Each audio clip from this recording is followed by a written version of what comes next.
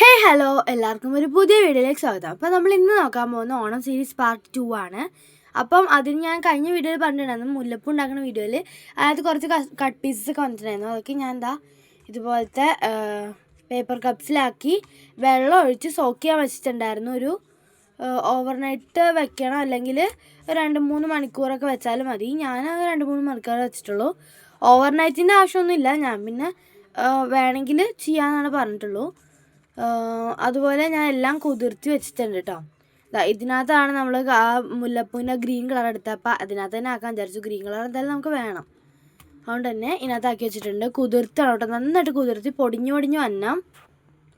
പിന്നെ എക്സായിട്ട് കുറച്ച് വെള്ളം അതിനകത്ത് ഇട്ടേക്കണം കേട്ടോ. കുറച്ച് സമയം ഇതുപോലെ നന്നായിട്ട് തന്നെ പൊടിഞ്ഞു വന്നതാകണ്ടോ. എക്സായിട്ടുള്ള വെള്ളം ഉണ്ട് അതിനകത്ത്. ഇതിനകത്തൊന്നും കളർ ആഡ് ചെയ്തിട്ടില്ല കേട്ടോ. ഇനി നമുക്ക് ഇഷ്ടമുള്ള കളറൊക്കെ ആഡ് ചെയ്യാം. അതിന് മുന്നേ ടെംപ്ലേറ്റ് വരച്ചെടുക്കണം കേട്ടോ. അപ്പോൾ ഇതുപോലെ ഞാനൊരു ടെംപ്ലേറ്റ് വരച്ചെടുത്തിട്ടുണ്ട്. ഇത്രയും കുഞ്ഞു തന്നെ മതി, ചെയ്തെടുക്കാൻ നല്ല ടൈം എടുക്കുന്നതാണ് എൻ്റെ ഒരു നിഗമനം. അപ്പം ഇത്രയും ചെറുതാണ് എടുത്തിട്ടുള്ളത്, എന്നാലും നമുക്കിത് ബോളിലൊക്കെ ഒട്ടിക്കാൻ അടിപൊളിയായിരിക്കും. ഇതുപോലെയാണ് വരച്ചെടുത്തിട്ടുള്ളത്. ഇനി നമുക്ക് ഇതിന് വേണ്ടി കളറൊക്കെ ഒന്ന് സെറ്റാക്കണം. ഏകദേശം ഇതുപോലെ ഒന്ന് സെറ്റാക്കി ഇട്ടിട്ടുണ്ടെങ്കിൽ നമുക്ക് വേണമെങ്കിൽ ഇതിനകത്ത് മാറ്റമൊക്കെ വരുത്താം. നമുക്ക് ഈ കപ്പിലൊക്കെ ഇനി കളർ സെറ്റാക്കി എടുക്കാം. ഈ എല്ലാ കളറും സെറ്റാക്കി എടുക്കണം. കറക്റ്റ് കപ്പും അളവാണ് ഞാൻ എടുത്തിട്ടുണ്ടായിരുന്നത്. എങ്ങനെയാണെന്ന് അറിയില്ല, കോയിൻസിഡൻസ് ആയിരുന്നു കേട്ടോ. ഗൈസ്, അതിന് മുന്നേ കാര്യം പറയട്ടെ. ഇതിൻ്റെ അകത്ത് നമ്മൾ എക്സസൈസ് വെച്ചിരുന്ന വെള്ളമൊക്കെ നന്നായിട്ട് തന്നെ ഊറ്റി കളയാം. എന്നതിന് ശേഷം നമ്മുടെ ഫെവിക്കോൾ എടുത്തിട്ട്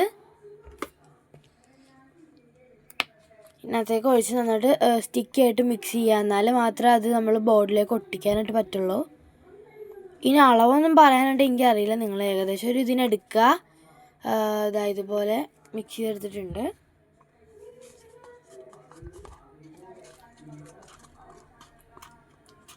കണ്ടോ ഗൈസ്, ഇതുപോലെ നല്ല സ്റ്റിക്കായിട്ട് വേണം. കറക്റ്റ് കൺസിസ്റ്റൻസി കിട്ടിയിട്ടുണ്ട് കേട്ടോ എനിക്ക്.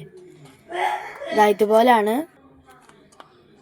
ഇതുപോലെ എല്ലാം നമുക്ക് ചെയ്യണം. നല്ല എക്സായിട്ടുള്ള വെള്ളം നന്നായിട്ട് തന്നെ ഊറ്റിക്കളയാം കേട്ടോ, അല്ലെങ്കിൽ ഒട്ടും നന്നായിട്ട് തന്നെ നമുക്ക് അത് ടെക്സ്ചറായിട്ട് ചെയ്തെടുക്കാൻ പറ്റില്ല. ഇതുപോലെ എല്ലാം നമുക്ക് ചെയ്ത് കളർ ആഡ് ചെയ്തെടുക്കാം കേട്ടോ. അപ്പോൾ നമ്മൾ ഇതുപോലെ കളർ ചെയ്തെടുത്തിട്ടുണ്ട്. ഇനി ഏതാണ് ഞാൻ ഉദ്ദേശിക്കണേന്ന് നോക്കാം. ഉദ്ദേശിക്കണേന്ന് ഞാൻ പറയാം കേട്ടോ. ഇത് വാടാമല്ലിയാണ് ഉദ്ദേശിച്ചത്. പിന്നെ ഇത് വൈറ്റ് ഡേസിയാണ്. ഇത് നമ്മുടെ റോസാണ്, റെഡ്. ഇത് നമ്മുടെ മാരിഗോൾഡിലെ ഓറഞ്ചും യെല്ലോ ആണ് ഉദ്ദേശിച്ചേക്കണേ. ഇത് മാവിൽ ജസ്റ്റ് ഇങ്ങനെ ബോർഡർ കൊടുക്കാൻ വേണ്ടിയിട്ട് പൊടിച്ചെടുക്കുന്നതാണ് കേട്ടോ. നല്ല സ്മെല്ലാണ് ഇതിനങ്ങനെ ഉണ്ടാവില്ല. പിന്നെ ഞാൻ ഉദ്ദേശിച്ചേക്കുന്ന ഒരു സംഭവം പറഞ്ഞാണ് കേട്ടോ. ഇനി നമുക്ക് നമ്മുടെ പൂക്കളത്തിൻ്റെ ടെംപ്ലേറ്റ്സ് എടുത്തിട്ടുണ്ട്. നമ്മളിവിടെ ഉദ്ദേശിക്കുന്നത് ഇവിടെ ഗ്രീൻ, പിന്നെ ഇവിടെ വൈറ്റ്. അങ്ങനെ നമുക്കൊന്ന് സെറ്റ് ചെയ്തെടുക്കാം. ഇത്തിരി ടഫാണ് ഒട്ടിയിരിക്കാനായിട്ട്. വേണമെങ്കിൽ ഈ ബേസിലും കൂടെ ഗമ്മാക്കണം, നല്ലതായിരിക്കും. അപ്പോൾ കുറച്ച് ഒരു 10 മിനിറ്റ് കൊണ്ടാണ് ഞാൻ ഇത് സെറ്റ് ചെയ്തെടുത്തത്. എന്ന് വെച്ചിട്ടുണ്ടെങ്കിൽ സെക്കൻഡ് ടൈമാണ് ഈ ടെക്സ്ചർ ട്രൈ ചെയ്ത് നോക്കുന്നത്, അതുകൊണ്ടായിരിക്കും. നിങ്ങൾക്ക് ഇഷ്ടമുണ്ടെങ്കിലല്ല, നിങ്ങൾക്ക് പ്രാക്ടീസ് ഉണ്ടെങ്കിൽ നന്നായിട്ട് തന്നെ ചെയ്യാൻ പറ്റും.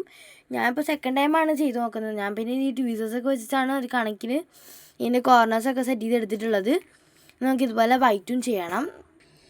പിന്നെ ഞാൻ നോക്കിയപ്പോഴാണ് ഇവിടെ ഒരു സ്പേസ് ഇങ്ങനെ ബ്ലാങ്കായിട്ട് കിടന്നത്. അപ്പോൾ ഞാൻ അവിടെ ഗ്രീൻ കൊടുക്കാൻ വിചാരിച്ചു. ഇവിടെ രണ്ടും പിന്നെ ഈ 4 സ്ഥലത്തുമാണ്.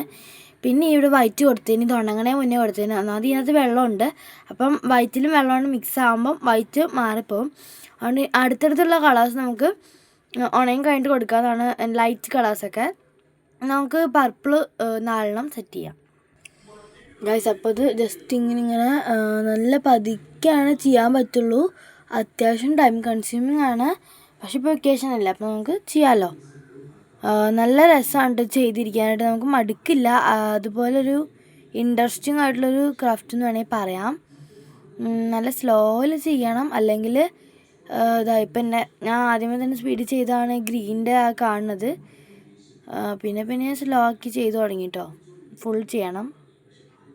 ഇപ്പോൾ ഇതുപോലെ പർപ്പിളും ഞാൻ ഫില്ല് ചെയ്തെടുത്തിട്ടുണ്ട്. ഇനി നമുക്ക് ഇത്തിരി നേരം ഒരു 2 മിനിറ്റൊക്കെ ഉണക്കാൻ വെക്കണം.